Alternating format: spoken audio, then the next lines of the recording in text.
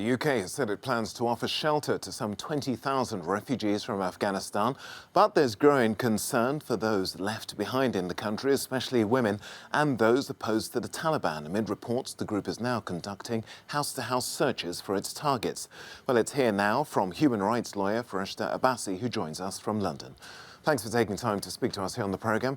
What do you think of the UK's response so far? I know that under the new scheme of the UK, which has just announced a few days ago, they're going to accept 20,000 refugees from Afghanistan. Under the new scheme, 5,000 of these 20,000 will be moved to the UK in the first year, and the rest of the visas will be issued in the next 7 years. My concern is that those vulnerable people who are in Afghanistan at the moment need to be evacuated immediately. The timeline which has been framed for the new scheme is a bit of concern because we know that most of the human rights activists, women's rights activists, lawyers, former government employees are under immediate risk and need to be evacuated immediately.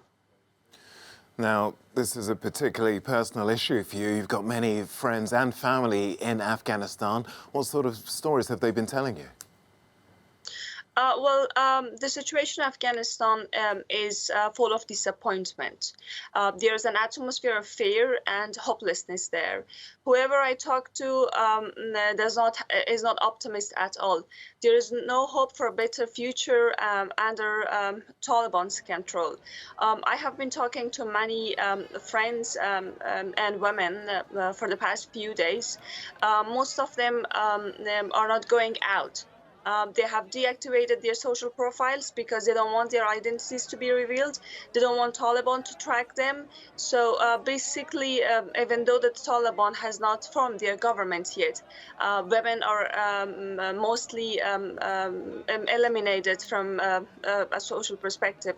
So their social life has already been affected. What do you believe will now happen? Are you fearing the worst?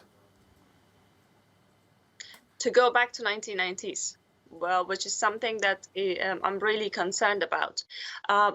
We have the experience of the Taliban's shadow government in 1990s. We know how it feels to live under Taliban's control.